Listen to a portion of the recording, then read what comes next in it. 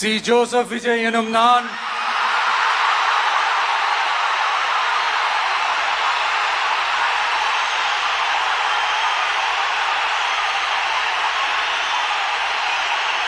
சட்டப்படி அமைக்கப்பெற்ற